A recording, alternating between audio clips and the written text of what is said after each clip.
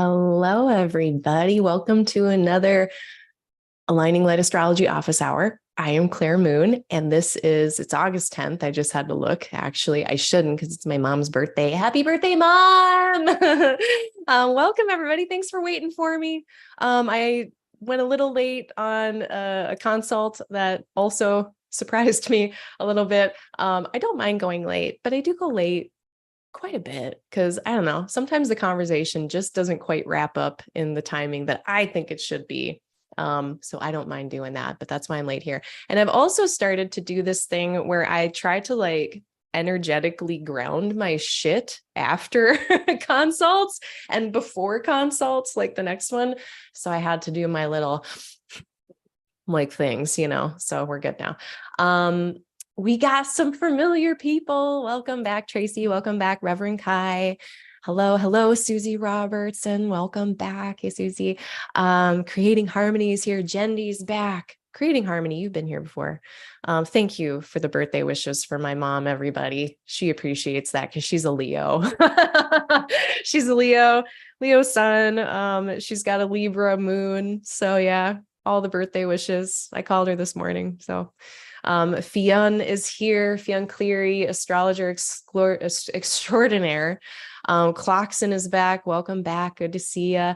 And today, we're basically covering, if you're new to office hour, I am extending it past an hour. I'm done capping it at an hour. We're just going to go however long I want to go from now on, starting now. Gavel, gavel. But otherwise, it's just an astrology Q&A. That's what we're doing here. So if you've got questions, you can put them into the chat.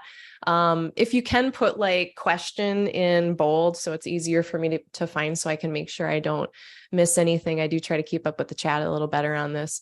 I am also recovering from COVID. Wow. Holy shit. Do not recommend that. Negative 10 out of 10 stars. I'm at 90% now, I think, but still not quite there. That was rough. I am in my 12th house year by annual profections from the ascendant, and we checked that box off. I have not been that sick since I think the last time I was that sick was 2007. 2007 was not a 12th house year for me. I don't remember what year that was, but I made it. So yeah, sorry for the August forecast. It was entirely compromised by my state, which at that point I didn't know that I was really sick yet. So yeah. Anywho's, let's get into it. The big topic for today is the triplicity rulers. The whole thing about triplicity lords. We're going to talk about that today. Lakai brought this up last month, but the triplicity lords are such a big topic and such an important topic that I wanted to actually devote enough time to it. So I saved it for a month later. So thank you for your patience and waiting for me to circle back around to this. But it is such a cool topic that I wanted to give it a lot of attention. So let me see, what did I link below? There's a bunch of things I wanted to link. So there is a Triplicity Lords article by Anthony Lewis, which is a really nice little primer to the technique. He cites Dr. Jenn Zahrt. That is who I learned this technique from originally. I took some lectures, couple lectures by Dr. Jenn Zahrt. I'm also going to be referencing Dorotheus today, as well as Demetra George, as well as Chris Brennan. So those are all and Valens Anthology, the Mark T. Riley translation. All of these books have stuff about triplicity lords in them, and they're all awesome. So before I talk about that, let me just check in. Does anybody have any questions right off of the bat here? They might be a little shorter to answer. So I wanted to see if I could sneak in a couple of short questions first. Let me check in with the chat here. Thank you, Tracy, for your well wishes. I hope you're having a lovely day too. Daughter and all fur babies made it to East Greenbush, New York. It was a bit of really sounds like a rough journey. Lots of little hiccups, but you moved. Congrats. That's amazing. I'm glad you made it there. It's always I've never had to move with pets. It's been hard enough just moving myself. So yeah, I can't imagine having to take care of children or anybody. So I'm glad you made it.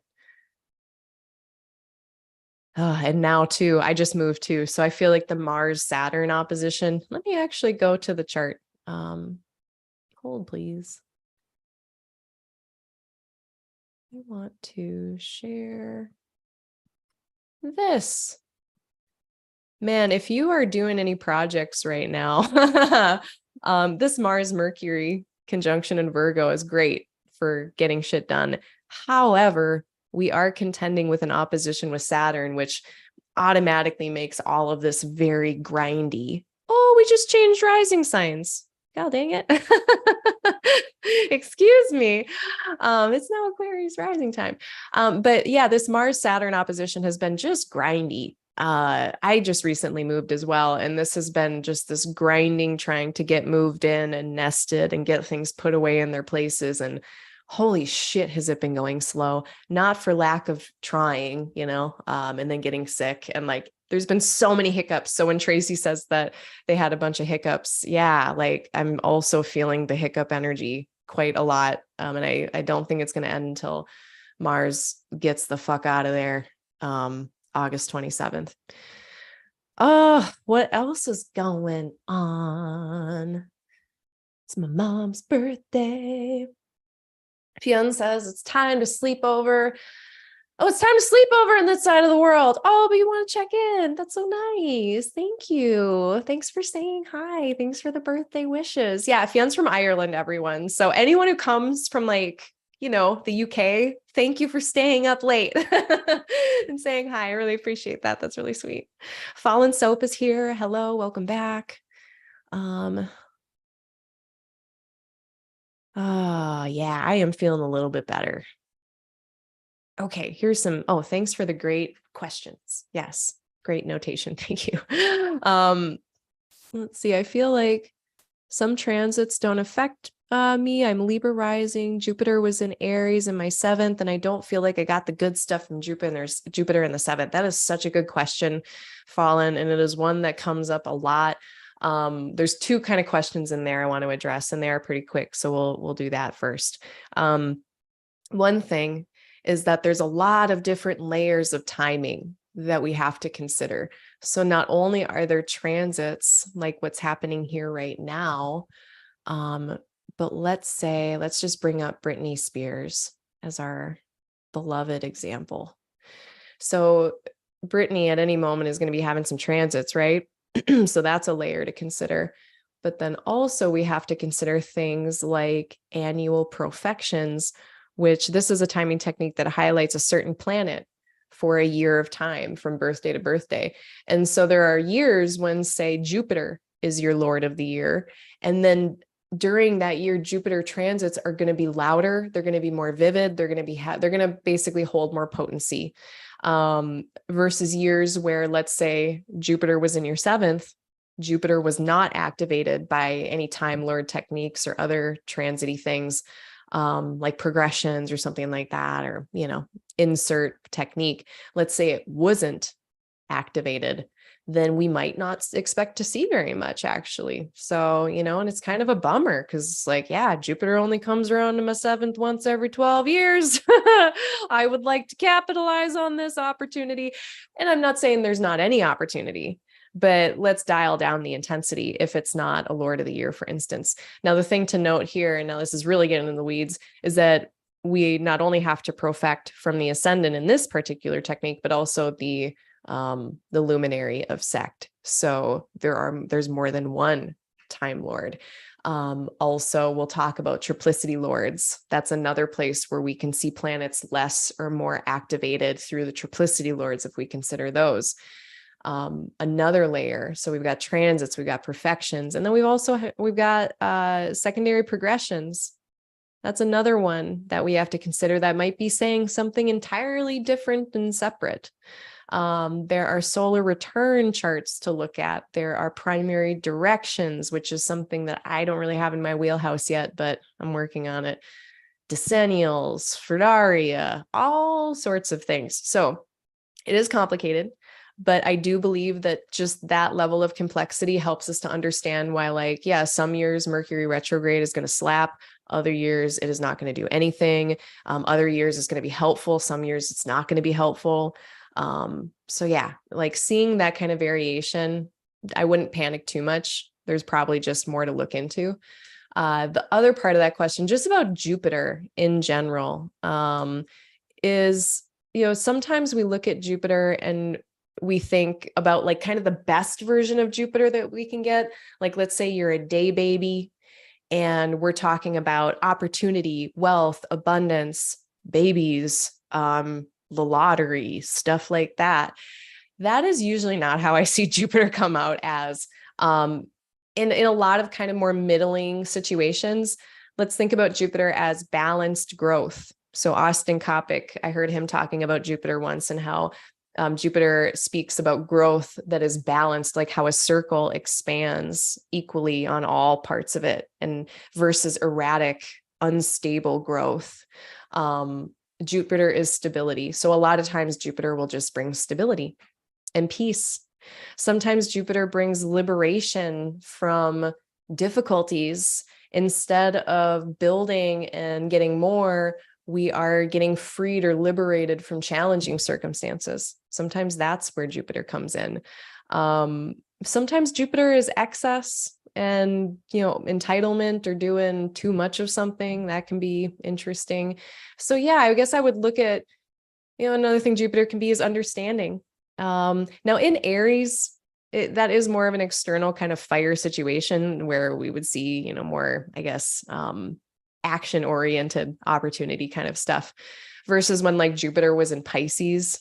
It's like Pisces is much more internal and quiet, like the kind of, what kind of opportunity to understand myself and have spiritual growth. Most people are like, womp womp, I don't want that. Where's my lottery ticket?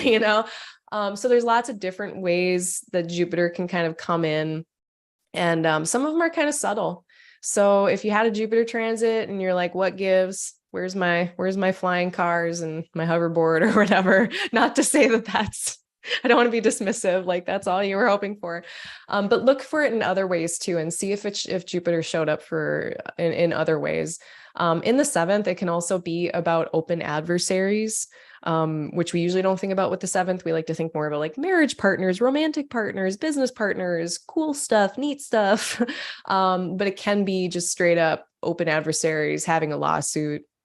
So sometimes Jupiter there can protect us from those things, can prevent those things from happening. It's more of a protective bubble, or liberate us from assholes in our lives. So the open known ones, not the hidden ones of the 12th.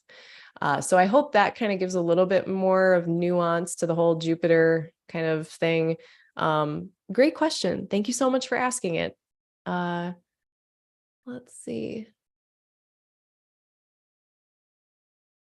Okay, another really good one, another, I think, quick one from Clarkson. They ask, I just found out that my moon sign is Aquarius according to Vedic astrology. Vedic astrology, for anyone who's new to that is, it's also called Jyotish, the science of light. It's from India. That's more originated in India. And normally in Western astrology, they have a Pisces moon. Which one is astrologically correct? The answer is both and. So we can imagine that this is a person. This is you. This is our dear Clarkson. And when we are looking at them and their chart through Vedic astrology, we're looking at them. I'm seeing this part of them. And maybe we're using Western tropical astrology, and now we're seeing it from this angle. We're seeing the person from this angle and their life from this view. So it's just getting different points of view. And we kind of, over our life and learning about our chart and kind of thinking about our lives, we put things together and it starts to make a picture and it starts to mean something and have a narrative. So I think that's how I go about it. This also works for the question of house systems. Which one's the better house system? My answer is more than one is probably best. Be open with your house systems. They're giving us different points of view. So I heard Dr. Jenn Zahrt use the term stereoscopic vision. That's what we get when we get more points of view. So yeah, don't worry about it. It's all right. It's all in there. One thing I've gotten some Vedic appointments myself. I go to Nate Craddock. and they are at Soul Friend Astrology. I love them. I believe they learned from Freedom Cole, which is also the lineage that Austin Coppock comes from. So Nate Craddock is another excellent Vedic astrologer. But when I go to see him, I have to try so hard to not just like vomit my own Western astrological lens onto what he is trying to tell me. And it's really hard, but it's actually a really great experience. And I love it because I get to just like sit back and not understand anything. Like I don't understand anything he's talking about with Vedic. But yeah, I also have to remember to really separate kind of what I think Aquarius might be, or what I think a house might mean, or a sign might mean, or even what a planet might mean, because they're going to have a different system or slightly different, way of going about that has its own special ecosystem and meaning. Yeah, I love that. I love getting different readings from different places. It's really great for this purpose of getting a more full, complete picture. All right. I'm going to wait on creating harmony and come back to that at the end. Thank you so much. What is that question? What difference does it make to interpreting my solar return ascendant is ruled by, and I explain specifically Libra, ruled by Venus? Oh, so like what happens if your solar return chart is like the ascendant of the solar return chart is ruled by a planet that is retrograde? And the short answer is it's going to get baked into the year for better or for worse. So we'll talk about retrograde stuff. That'll be a really good thing to do because Venus is retrograde right now. Okay. Let's talk about triplicity lords and stuff like that. The triplicity system. So, not Britney Spears. So we know, I guess, let me start off with just saying that we know that there's a rulership system already. There's the system of associating a planet as a ruler of a sign. So we've got the domicile rulership scheme that is spelled out by the Thema Mundi, which I have discussed in past Q&As if you're interested in that, or just Google Thema Mundi.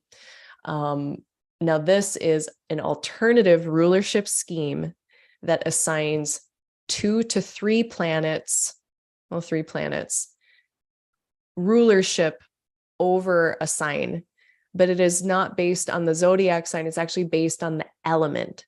So there are 3 triplicity lords for each element.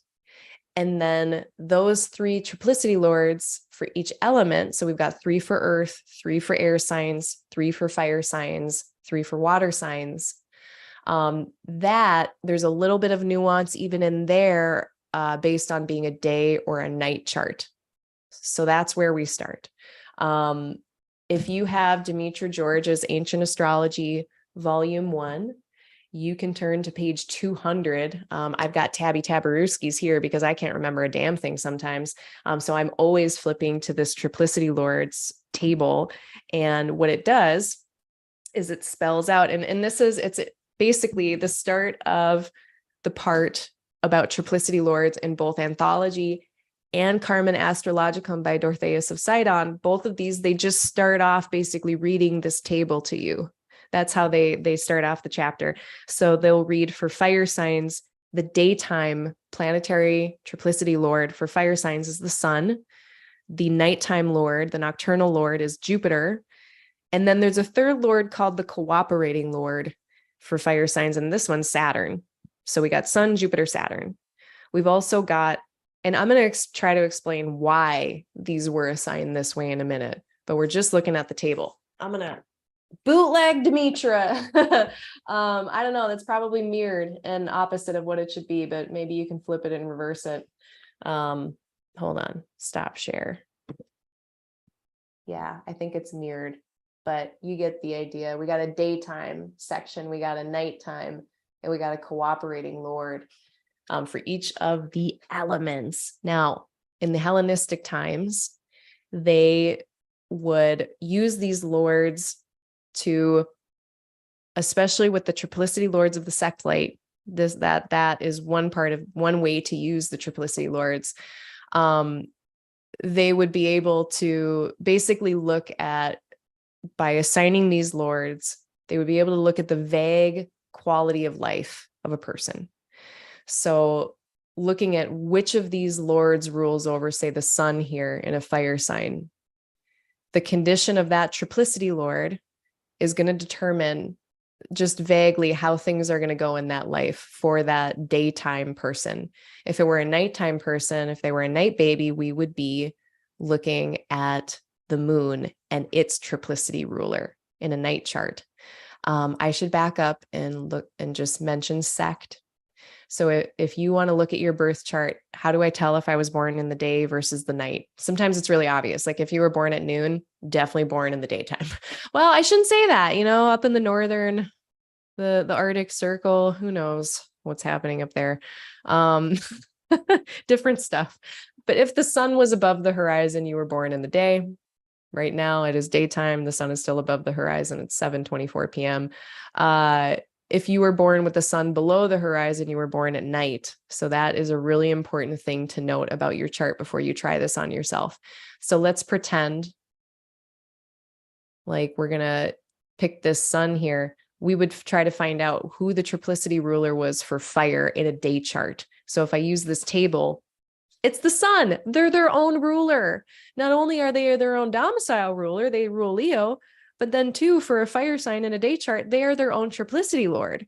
So now they got two cool things about them. So yeah, this is a cool thing. If you are your own triplicity lord, or if you, let's say this was a night chart, then the sun, its triplicity lord would actually be Jupiter, because Jupiter is the nighttime triplicity lord for fire. So then if they had a nice connection with Jupiter, that would be cool. In the same way that a domicile ruler provides resources for its home, a triplicity ruler can provide resources for that place that planet is. So it is, in this case, again, if we were considering this as a day chart, who is the triplicity lord of this fire sign of Leo? Who is the triplicity lord for both the sun and Venus? And again, it is the sun. And if it were a night chart, if it were an hour from now, it would turn into Jupiter. And then we can look at that ruler, look at its position, its condition, its house, its sign, and come up with a narrative for how things are going to turn out for that person. So I guess one other thing to note, and this is a big difference between the Hellenistic tradition and the medieval tradition. So I mentioned three rulers. Let's say we're looking at the overall quality of a life. We're looking at the triplicity ruler of the sect light. We are going to use the first ruler to talk about the first part of life. We're going to use the second ruler, the nocturnal ruler in the case of a day chart, to look at the second part of life. What is that third ruler doing? Is there a third part of life?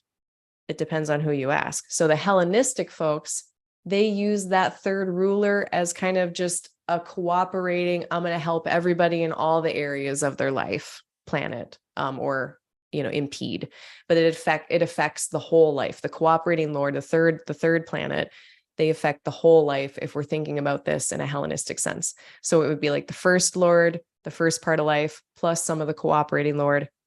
And then the last part of life, that second lord, plus the cooperating lord. Then things change once we get to the medieval tradition. More Persian astrology, Islamic astrologers, they were using that third lord as a third part of life. So that is kind of the big difference there. And this is something that Chris talks about in his book that Demetra then references in hers, that there was this it was just very important to note this big shift between the Hellenistic and the medieval use of this, and how we end up with kind of three parts of life. Now, then there's the question of, well, when do they start? When do they stop? How do I know if it's the first part of life and we're dealing with the first lord versus when we know we've gone into the second part of life and we're dealing with the second lord? And that is personally for me beyond my expertise. However, we are instructed that we use the planetary years and ascensional times of rising signs. So there are methods. And this is where I refer into these books that I will cite below and put links to them and everything. They will speak a little bit more about how to do that. But yeah, there are actually methods to tell, like, okay, what age when events will happen that will switch things over to the next lord. Okay, so that's kind of the first nutsy boltsy nitty gritty kind of thing about it. I'm gonna just share my screen and go to this so people can see this table I'm talking about, because it's a pretty great table. I'm gonna go to this Anthony Lewis article here. So this is what we're talking about. Sometimes you'll see a table and it'll just list all of the fire signs. But this is the part that we are looking at here. So we can see for fire signs, for Aries, Leo, Sagittarius, we've got the same deal, the same 3 planets: Sun, Jupiter, Saturn. So the first part of life, if like, say we had someone was, let's say they were a night chart and their moon was in Aries, and we needed to find the triplicity lord of their sect light. If they were a night chart with their moon in Aries, we would look to Aries and we would know in a night chart, circled night chart, our first lord is Jupiter, our second lord is the sun, and the third lord is Saturn. Versus if we were a day chart, then the first lord would be the sun, the second one would be Jupiter, the third one would still be Saturn. So that's how we would assign things. And if we look at air, now air has Saturn, Mercury, Jupiter for all of the air signs. So memorizing these took me a while. You could brute force and try to memorize these things. I wouldn't try to do that just yet. When we explain kind of where these rulers even came from, like why is Saturn in the fire? That's weird. Why would, like why is water all of the nocturnal planets? That's interesting. So for water, we'll explain it. And that actually helped me memorize these a little better. Is just by understanding the rationale for why these rulers got placed. So for instance, in water signs, who do we have for this? Our daytime ruler is always going to be Venus first. Our nighttime ruler is going to be Mars, and our cooperating third ruler is going to be the moon. So all of the water signs are like that. Now, if you were a night baby and we were using water sign stuff, our first one would be Mars. And then we would go for the second part of life, we would go to Venus. For the third part of life, we would go to the moon. Jenn Zahrt had mentioned with Earth, so it's a little different. Now we've got Venus, still the first lord, which is interesting because even both water and Earth both have Venus no matter what. She's always the first lord for day charts, the second lord for night charts. But it's either Mars or moon, depending on if it's water or Earth. So for water, it is Mars. For Earth, it is moon. One way that I remember this, and this is directly from Dr. Zahrt, is that the moon is the closest planet to the Earth. So you can remember it that way. It's always Venus first, and then it is the moon, because that is the closest to Earth. So that's how I kind of remember that. And then it's Mars as the third one. In water signs, we flip that. So in water signs like Cancer, now Mars and moon are flipped. They're opposites. So it's not super easy to memorize right at first, but just keep working with these and you probably will memorize them eventually. This is a great article. Another reason I like it, not only this table, but then it lists all of the lords and what they're doing. And Demetra's Ancient Astrology Volume 2, that talks about all of the houses and the house significations, she does list a lot of the triplicity topics that go along with each house. So they're in there too, but this is a nice, really succinct little thing. So like, for instance, for the first house, we can look at, not only the triplicity lord of the sect life, the sect light, but we can also look at the triplicity lord of the first house, and we get the first part of life. Where is the first part of life? Here we go. The first years, the middle years, and the end stage. So this is that more medieval. We've got 3 parts of life versus if we were doing Hellenistic, we would more be doing the first chunk and the second chunk. We can do it for money, kind of the same thing. We can use the first lord to talk about one specific thing, or just money in the first part of life, money in the middle part of life, money in the last part of life. So it's really nice. 7th house, we can find specific planets. Like, let's say someone asks me about an open adversary, a conflict of some kind.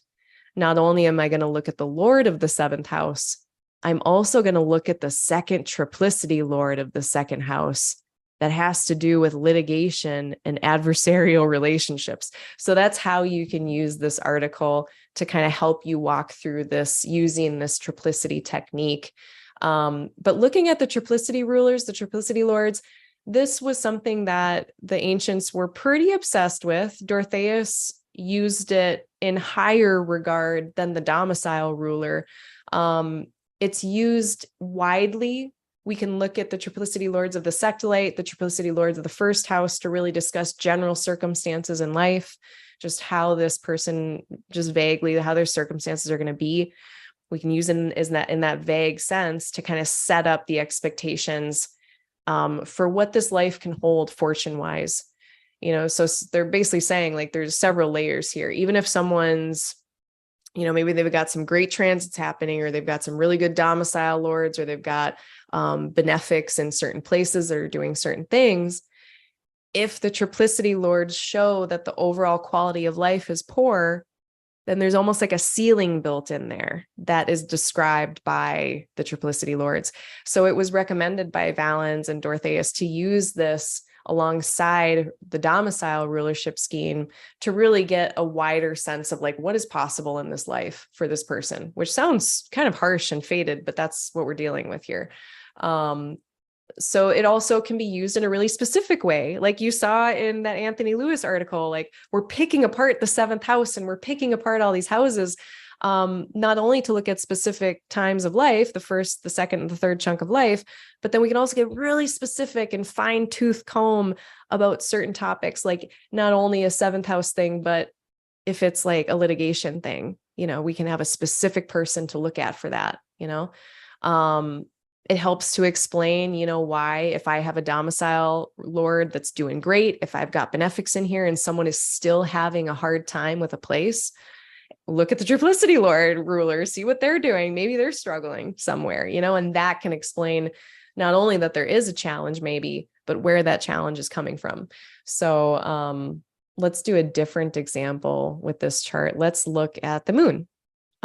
Still a day chart, it looks like. So for air, we know that we've got Saturn, Mercury, and Jupiter. So Saturn is our first lord of the moon here. So we can say that, let's pretend this is a night chart. And we're doing triplicity of the sectolate. So we've got Saturn, Mercury, and Jupiter by day. We got to flip that around and do Mercury, Saturn, Jupiter. So Mercury is going to be our first ruler of the life, or ruler of the conditions of life.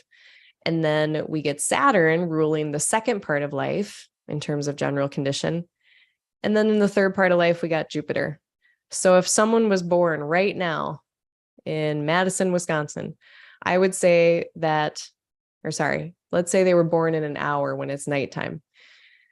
Let's say a baby's born in 1 hour and it's nighttime. I would say that the first part of their life would be defined by Mercury. Not bad, pretty decent. 8th house, don't think about it as in death, think about it as in succeedent. It is not angular, but it's not cadent, it's middling. This isn't too bad. This is pretty good. Then for second part of life, we look at Saturn and Pisces in the second. What does that say about the person's life? We can say some things.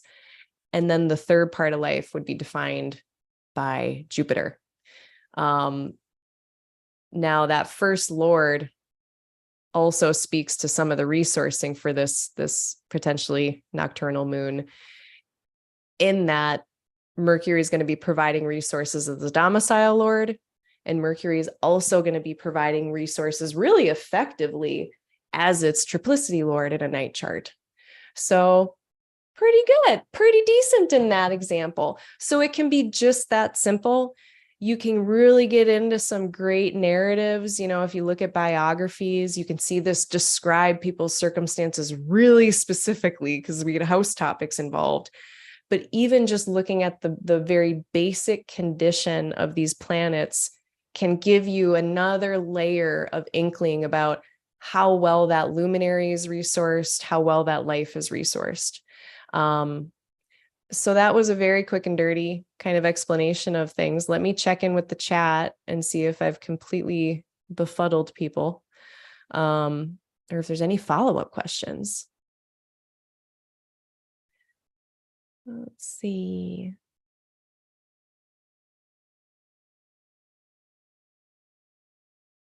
Yeah, so Tracy brings up a good point. Oh, so they have a daughter who's a Leo rising with Saturn in her first. Yeah, this is something to consider, right? Is she a day chart? You know, is Saturn maybe, not that there aren't difficulties, but we know that we're going to have more of a chance to surmount them, which is cool.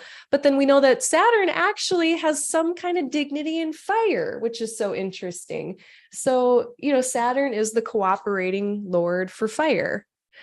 So yeah, Saturn has a little bit of dignity, which is interesting because of course Saturn is in their antithesis in Leo, but we can maybe dial that threat assessment down a little bit. Maybe I'm a little less worried because, and it would be also be in a sign of its sect, a diurnal sect, Saturn being in a diurnal sect. So when we're looking at planetary condition, triplicity rulership is one of those pieces of looking at planetary condition. So it's never as simple as just looking at the domicile lord. Actually, I wish it was. And I do lean very, very heavily on the domicile rulership scheme. I'm always reading for them. But this adds a layer of complexity that has a lot of mitigations in it too. Reverend Kai says, Dr. Lee Lehman explains that the Time Lords through sect and exaltation in her, Dr. Lee Lehman explains the Time Lords in her Essential Dignity book and briefly in Classical Astrology. So Dr. Lee Lehman, it looks like another source if you want to learn about this stuff. Yeah. So I think, is there anything I left out there? Yeah, the reasoning behind why these planets were assigned here in the first place. So let me set up my chart in a way that makes sense. Because this is pretty fascinating. I'm going to set it to, we'll set it to Leo. Actually, no, we're going to make it the Thema Mundi.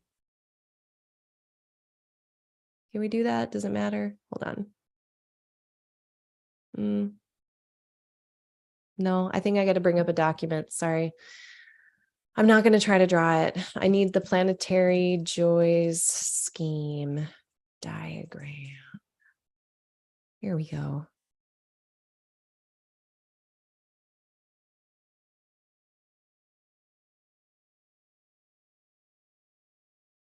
Okay. So this is the idea behind, you know, again, with the Thema Mundi, that explains why planets are domicile rulers of certain signs. Like, why is the sun ruling Leo? Why is Jupiter ruling Sagittarius? The Thema Mundi explains that. This is a different scheme that looks at why are the triplicity rulerships assigned the way that they are assigned. So we've got the first house here, the seventh house here. So I'm going to just draw a little line because we kind of got to tilt our head a little bit. The planetary joys are a different scheme, and it helps us to understand the meanings of the houses. But just very quickly, we've got the moon having her joy in the third house. The moon carries a special kind of resonance or affinity with the third house. And some of the moon's significations and topics end up being imbued into third house topics. So that's why the third house ends up being things that are familiar, short distance travel, things of that nature. Then we've got Venus having her joy in the 5th house of pleasure, delights, children, all of that. We've got Mars in the 6th, finding their joy in the place of conflict, conscription, war, disease, pestilence, all of those lovely things. Notice that these are all the triplicity rulers of the earth and the water signs. So I'm just going to put earth and water down here to remind us that these are the triplicity lords of these nocturnal earth signs. Then we've got, I'm going to use a different color up here.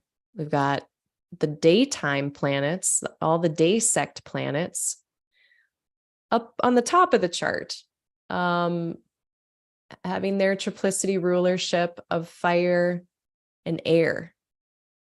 So this helps us kind of understand, well, why would Saturn be involved with fire signs? That just intuitively doesn't make a ton of sense. But then when we realize that there's maybe something to do with the joys here and something to do with, these are all the diurnal planets finding some kind of joy or some kind of affinity with diurnal signs like fire signs, that makes sense. And then, of course, the oddball Mercury always like doing the both and straddling the 1st house, the upper and the lower worlds, being able to kind of go between both. Part of this idea here is that with the Aristotelian natural philosophy, Aristotle had this idea, and Chris Brennan expounded on this. He's kind of the one that put this together a bit, was that all of these planets, the nocturnal earth and water ones, are at the bottom of the chart, signifying how water falls downward. It settles onto the land beneath it. So we've got earth and we got water. I should have flip-flopped these. Then above that, we have what rises. Air and fire rise. And now I forget. I got to look. Which one was at the top? I think fire was at the top. And then air was underneath. So it sets up, we're getting entanglement here between the planetary joys scheme, this idea of the elements, and this Aristotelian natural philosophy placing the elements in kind of this hierarchical or directional order, which is interesting. The last piece of this puzzle is the triads, and how all of the daytime planets are kind of, they're flanking this top triad where the fire and the air is, and then this bottom triad of the 3rd, the 4th, and the 5th with the nocturnal water planets. So they're kind of grouped around there. So I'm leaving out some nuance. I'm leaving out some probably important little details. This is not like a perfectly complete explanation, but the rationale behind why the triplicity lords were assigned what they were is just very fascinating, because it involves a lot of conceptual frames that we're already aware of. So it makes a ton of sense. Now, Dorotheus did throw in a little wrench into this and said that Virgo or Mercury has a special little bit of triplicity dignity in Virgo. I'm not going there. We can debate that forever. But yeah, that's why. So it's its own, the triplicity rulership scheme is its own standalone scheme. The domicile rulership scheme is its own standalone scheme. They work really great together, like peanut butter and jelly, using the triplicity lord of the sect light to just determine the overall quality of life for the person. We can also use the triplicity lords of a 1st house to say something similar about the kind of general circumstances, vitality of the native. So a wider general kind of overlay that can tell us, okay, well, when we talk about more specific things of fate and fortune, are we operating under any type of kind of limitation or ceiling? Or do we know that we actually have a lot of undergirding support that makes some of the best delineations possible for this person?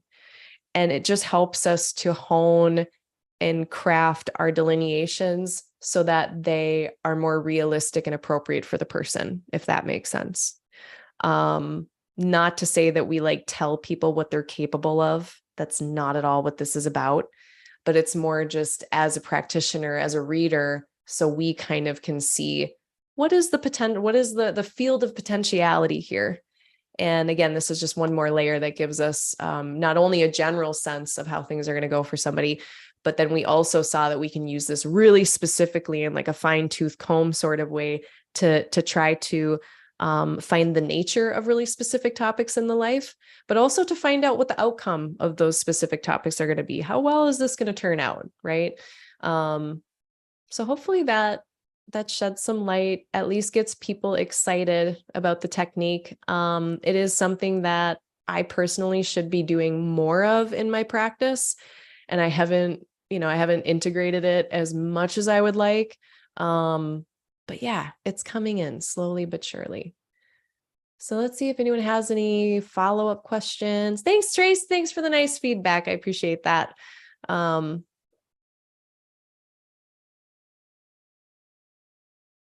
Yeah, the triplicity Lord, planetary joy connection, and those triads, and just that philosophy of the elements of earth, air, water, fire, absolutely fascinating, and like gives me like the spooky heebie-jeebies that like it's just so intentional. It's just such a nice, eloquent system. It's so good. It's just so philosophically satisfying. So hopefully you are also philosophically satisfied. All right. And I know I didn't give like great examples either. We could do more examples. I'm gonna table that for the sake of time. I'm not gonna do too many more examples, but Dorotheus does a ton of examples in his book in Carmen Astrologicum. So highly recommend. You can get all this stuff on like Amazon or like probably discount books and stuff like that. But this is a translation by Benjamin Dykes.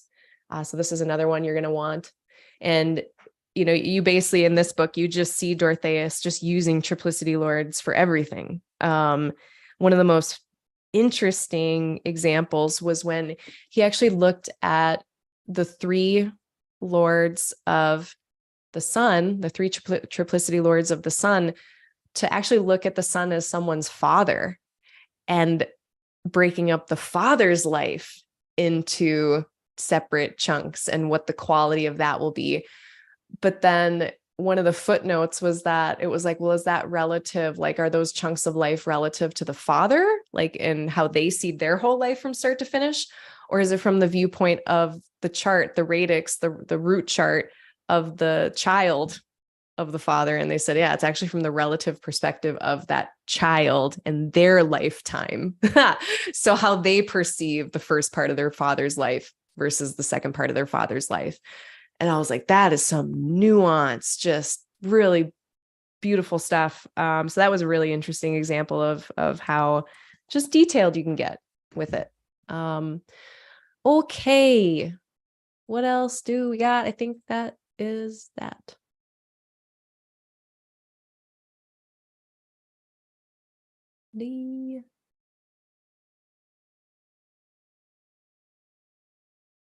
Yeah, I mean, Fallen brings up a good point. It's like, so my life doesn't have limitations. I mean, every life has some. We all have a Saturn.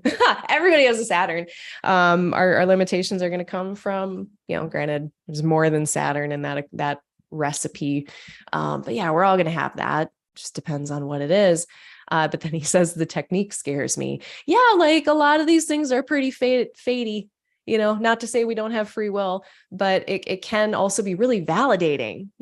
So when I look at like my money for myself in the first part of my life, the second part of my life, the third part of my life, and I look at like the rulers of that, I'm like, yep, that makes a lot of sense why that was like that. And it's just very validating too. So yeah, that's the burden of foreknowledge. Not all of this stuff, just because we can know it, that doesn't mean we're ready to. That doesn't mean we even want to. Like, just because we can get a piece of knowledge, it doesn't mean we value that piece of knowledge. So all good things to think about. Okay, let's switch gears. I'm going to take a little sip of my fizzy water. And let's see, someone else had a question here that I'm going to circle back to. Yeah, let's talk about the retrograde planets ruling a solar return chart. So that is going to get baked into your year. And I would look at a few things. So let's see. How can let's just pretend that this is someone's birthday today, right here. Last night was someone's birthday, and let's say this is their solar return chart. And so this would be a Taurus rising chart. Venus is retrograde. Oh no, what do we do? Yeah, that's baked in. Now, first question, is Venus your Lord of the year? If yes, if she is activated by some timing technique, then that's going to increase the volume on what Venus retrograde is doing or not doing for that year, or what she's signifying for that year. So that's important to note. Another thing to note too is what is your rising sign? Because let's say in your natal chart, you are a Taurus or a Libra rising, then Venus becomes a significator for you as a whole person. So that's another layer to consider. So we got to think about what that means. And then it's like, okay, I can make all these interpretations, now apply all of them to also you, if you yourself are a Taurus or a Libra rising. So that's something to consider. Also, when I'm looking at a solar return chart and the consequences of this, what is the natal condition of your Venus? If your Venus is doing great in the natal chart, I am less worried about you. That's a mitigation. If you have a Venus in Scorpio natally, that's going to be a tougher year, because what the Venus that is being awakened for the year is your natal Venus. Transiting Venus also louder, transiting Venus also important, but also like the quality of the Venus that is being brushed up is that of your natal Venus. So we do have to consider the condition of that. And then finally, can transiting Venus see itself in the birth chart? So let's say this person is a Taurus rising, and let's say they have Venus natally in the first house. This transiting Venus would be able to see that by a square. So that speaks to more of a kind of a productive, maybe more constructive type of year, where as we explore Venusian themes, we might actually get somewhere, or we might actually have some kind of progress with that, whatever that means for us. So already there's a lot to consider in what this year is going to be like, what the condition is going to be, how's this year going to feel Venusianly compared to usual? How is my romance, connection, creativity, joy, how are those things going to go this year versus my usual experience? So those first things that I just mentioned speak to that. Now, a Venus retrograde, how does that come out, to get that more specifically to your question? Themes of Venus are going to come up, but also themes of Venus retrograde. So if you're in a Venus year, for instance, Venusian themes of values are probably going to come up, of your relationships, enjoyment, sex, vices, any of the themes of attachment. Any of those themes can come up when Venus is activated. If it's a Venus retrograde, we are reconsidering those things. We are having a reevaluation. We are maybe experimenting with values, experimenting with preferences, experimenting with what we like. Maybe we're realizing there are changes here. My values have changed. My preferences have changed. Who I like has changed. All of those things could come in. Retrogrades being a kind of experimenting, changing type of influence. Retrogrades are inconsistent. So we can use that to experience different things with Venus. We can also look at inconsistency with a retrograde planet as kind of getting in the way, a bit of an impedance. As I try to pursue pleasure, Venus is retrograde. I may not get there. I may be interrupted on the way to getting pleasure. If I am addicted to something and now Venus is retrograde, maybe I will get unaddicted to that. Maybe I will or whatever the change in relationship with that substance or thing. It could be pickleball. You could be hooked on pickleball. How is that affecting your quality of life? Act accordingly based on how that's affecting your quality of life. Sometimes with the Venusian evaluations, I'm reevaluating my relationships, my how I see comfort and peace and pleasure. As I'm looking at that, I might be like, yeah, actually, this is perfect. I'm knocking it out of the park. Everything's going great. And it ends up being kind of a recentering, revalidating kind of influence of like, yeah, actually, I've done this whole walk of looking at my values and I've aligned my life to them and everything's going great. But more times than not, it is with Venus retrograde, it's a realization that maybe the life that I would like and the things that I value are not being shown in the actual reality of the matter. And how do I bridge that gap? And that can feel kind of gnarly. So all of those things have come in for the year. Last year, Venus was not my Lord of the year. No, she was not. But she was retrograde, but she wasn't ruling the ascendant. So she wasn't even that highlighted in the solar return chart, but she was retrograde in the chart. And I ended that relationship that I was in for 13 years. So yeah, reevaluating relationships, definitely. I also reevaluated my relationship with many substances. So all of that clicked, and she didn't even have to be ruling the ascendant. So if Venus is ruling the ascendant of the solar return chart, then you can be sure that those themes are going to be front and center. But you can also be sure that those processes could be really cool, really helpful, really necessary. They might be things that are already happening, even before your solar return. And then they really just get kicked off by that. So if we continue with this example, looking at this Taurus rising potential solar return chart, then we can also look at, okay, where do these houses fall in the root chart? This would be like my 4th and 7th. So it would be affecting my 4th and 7th house for me.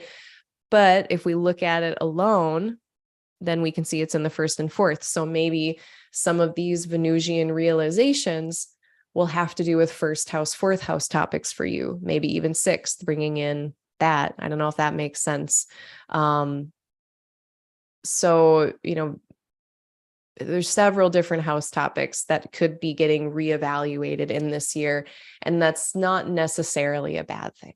It really depends. It depends on the context and the starting point. So hopefully that helps. So that would go too. I mean, let's say your solar return chart is Gemini or Virgo rising and Mercury is retrograde during it or something like that. Same things, just supplant the Venus themes for Mercury ones. Reconsidering how you want to communicate might be a big topic for the year. Let's see.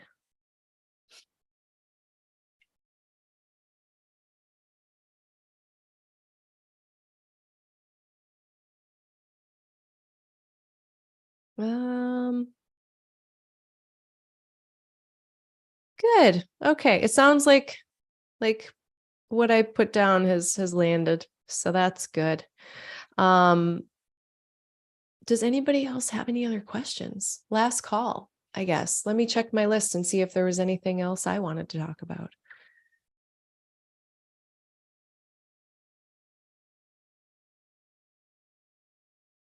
Oh, I wanted to talk about the Mars-Saturn opposition, but I already did.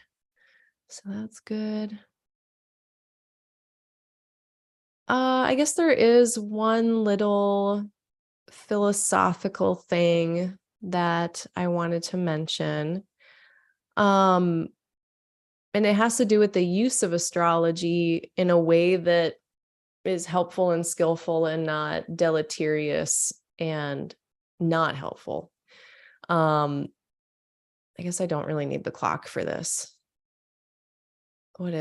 Should I be talking about this? Let's play the age-old game of, should Claire be approaching a topic under these conditions? I don't know.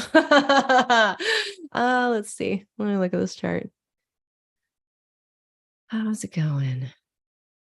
It's not bad.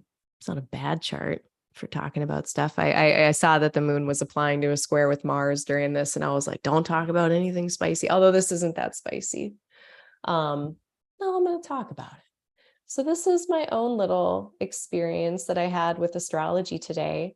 It happened today. Oh yeah, I will keep the chart up. Oh, and this helps answer someone else's question too. Someone asked, I missed it. Someone asked about the weird vibes. The vibes are weird right now. Anytime the moon is in a mutable sign, it feels like trash pretty much. I'm just going to be flippant about it. Yeah, Cloxon asked, I really want to know the energy of today because I'm feeling way off and I don't know why. So that question, I blame, if I'm going to do the blame game, which we really shouldn't do, I'm blaming the moon in a mutable sign, getting pinged by this Mars-Saturn opposition. The moon in Pisces, Gemini, Virgo, and Sagittarius, all of these moons. So what's 2.5 times 4? That's 10 days out of every month between now and August 27th. So just for the rest of August. 10 days are spent in this T-square, in this hard aspect to the two malefics, and it just deteriorates the vibe. Yesterday was such a crunchy day for me personally in my household. Like my household just was off all day. And we had the moon first it applied to Saturn. And then after that, it had some nicer contacts. It had a connection with the sun and Mercury. But now today it's been applying to Mars. So we're back kind of in that. At least it's not besieged. Like when I got sick with COVID, when I got sick with COVID, like 12 days ago or something, the moon was in Sagittarius being besieged between Mars. That was my decumbrature chart. So I had a really severe illness. I felt like it was pretty severe. It could have been way worse if I didn't have antivirals. But I blame the fact that when I went to my sick bed, the moon was being besieged by both malefics by a square. So that was icky. This one is less bad now today because the moon is not technically besieged, but it's still in this hard aspect. So yeah, when we have then in a few days, the moon in Virgo on August 16th and 17th and 18th, those days might feel a little crunchy too, because the moon is dealing with Mars and in opposition with Saturn. And then additionally, August 24th and August 24th and August 25th. Those are 2 more days that might feel bleh. But then after, and I know I'm doom saying, and I don't care because I'm too tired. Mars gets out of here on August 27th. They get out of Virgo. And then when the moon is in mutable signs after that, it's not going to be in that same position. So it's going to be better after August 27th. But we do have 2 more. We get 2 more bumps in the road. So, yeah, I saw some meme and it was like the vibe continues to deteriorate. Okay. And this actually is this is such a good segue. This is why I wanted to bring it up, because yesterday my household was I woke up so crabby and I ruined the vibe, to be perfectly honest. It was me. But even like later in the day, my partner was like, today just feels weird and off. And I was like, yeah, the moon is bad today. That's how I'm teaching my new partner astrology, and these little bite-sized things where like something will happen. It's like seeing a weather formation and being like, that is what we call rain. I'm like, yes, the moon is bad today. This is what that feels like. This is what it feels like when the moon sucks. Sorry, the moon, it's not you. You don't suck. You know what I mean. I'm really fast and loose with my language today. But here's my headline. I was using astrology to get more attached to my discomfort. That's what I did yesterday. I used astrology in a way that was not helpful, that was deleterious. And I think it's a way that we all use astrology quite a bit, which is why I thought it would be good to discuss. So what am I talking about? Let's say there is a transit and we use astrology as a labeling tool to kind of detach ourselves a bit from what is happening. We use psychology in a similar way. You know, any system of thought that you can use, any conceptual framework that you can use to label experience, then we use those labels to understand the experience and make meaning out of it. And that's really helpful. In Buddhism, Vipassana practice, insight meditation practice, we're doing the same thing. It is just a different conceptual framework where we can label experiences. And then in that way, we can detach ourselves kind of from that in a sense, look at it a bit more objectively and rationally in order to be free of it and liberate ourselves from being hooked to that experience. So that is like kind of the ideal means of using a labeling system. Astrology is one. But what I found myself doing was I came back to it. Like it was the third time that I really noticed. I noticed the other times before, but I was like, I'm really into some shit today. I kept bringing up the fact in my mind that the moon was applying to Saturn all day by this square. And I was so annoyed with it. I was just like, man, I really wish this would be over. I was feeling a sense of impatience. I was literally trying to goad the moon along with my will based on my impatience. I was like, why don't you move faster? You know, please get separating from Saturn. Actually, it was, probably more around, it was earlier in the day. I was so impatient and just, I came back to it like 2-3 times. I was like, this moon, you know, just like shaking my fist at the sky. And I noticed that and I was like, I'm just attached to this label and I am using this label inadvertently to be attached to my discomfort and attached to my anger and my frustration and my irritability and to be like, this is the reason for my irritability. And even though there's something useful in that, that's why we're all here. We use astrology for this purpose to like label and be like, yes, this is why I am irritated. When we stay longer than we need to in that, or we keep coming back to that, what we're doing is just reifying a transitory moment of suffering. We're not trying to, we are taking some piece of suffering, a moment of discomfort that should be temporary and fleeting. And this label, it puts us at risk of making that fleeting thing more solid, which is not what we want. We want to be able to let it go. So I was noticing myself doing that. I was ruminating. I was, so this idea that like, if we keep going back to something, that there must be a reason we keep thinking about it or keep going back to it. And I think, yes, to a certain extent, but I cut that off when I start to remember that we have habit patterns, we have patterns of mind, patterns of behavior, patterns of feeling, patterns of thought that can bring us back into some really pointless pointless rumination, pointless labeling. It's like, I already labeled that. I already did that. I don't need to come back to this now. But I kept doing that. And it was really just keeping me stuck in that discomfort. So, and I was noticing just like, astrology is not actually helping me right now. This is actually not helpful. So I wanted to share that, and in hopes that we will all notice if that happens, because that can happen.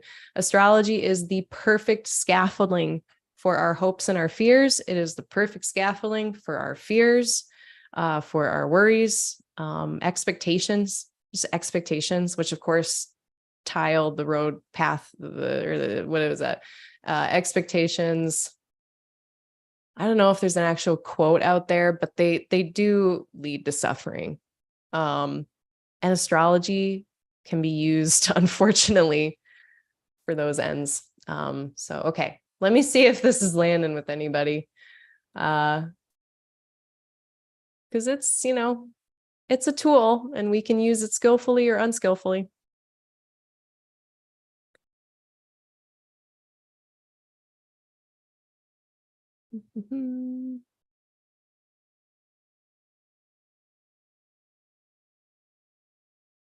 Yeah, I think mutable signs, we can definitely bounce between a lot of things. The vicissitudes. Creating Harmony asks, would I check aspects to Mercury for looking at my silliness and or Mars for anger? I mean, silliness. Yeah, Mercury is a trickster. They're clever. They're Lord of jokes. Yeah, Mercury for sure. They're a comedian. I'd like to look at Jupiter sometimes for a sense of humor as well. Like, so Jupiter, Mercury for sure. And then, yeah, Mars for anger, definitely. Any of the, like that umbrella of aversive feelings is like malefic territory. So, aversion can be anger, but also discomfort, irritation, annoyance, a sense of resistance, rejection, it's like that impulse of, no, I don't want that. And that can come out in anger sometimes too, but all good information, usually symbolized by malefic stuff.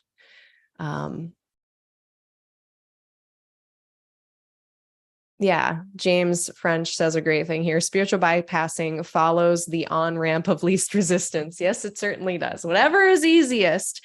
And it would be easier sometimes. I think this is why pop astrology is, as it resonates with so much of us so easily, is that it's really easy to use astrology to just camp out in our suffering. We can use astrology to just, we don't even look at the things that actually do need our attention, and we get stuck on things that are a distraction. So as long as we're not letting it, take over in that way. Another thing, I heard this from Ram Dass, and he talked about how, even the conceptual framework of Buddhism,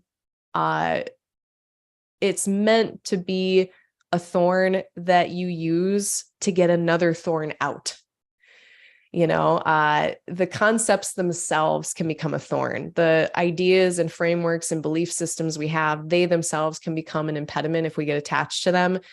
We should be using that as almost like a thorn, as he put it, to pry out another thorn and then get rid of both of them.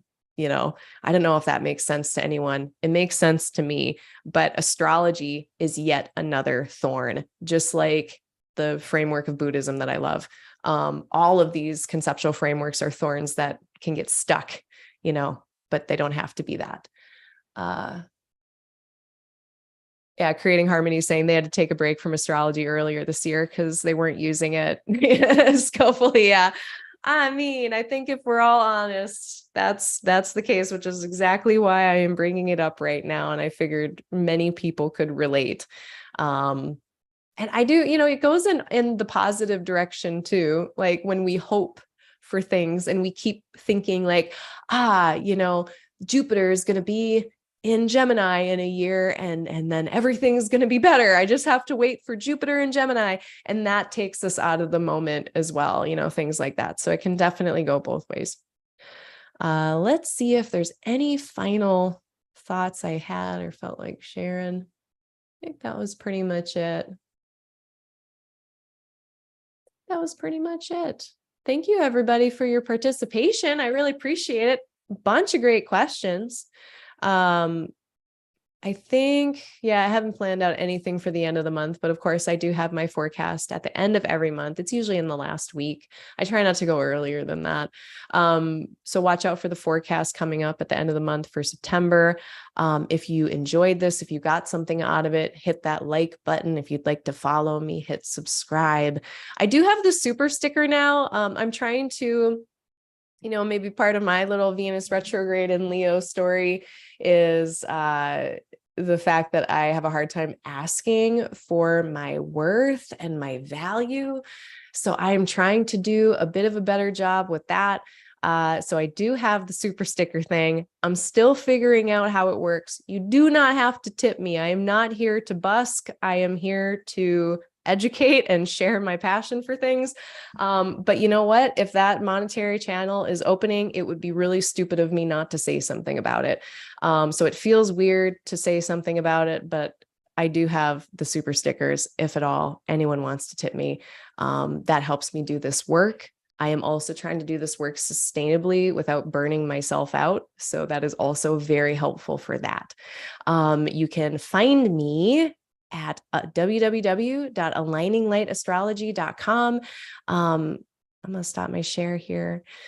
Oh my gosh, my lighting. Oh, it's because I don't have my lamp on. I was like, why is my lighting like this? I look so red.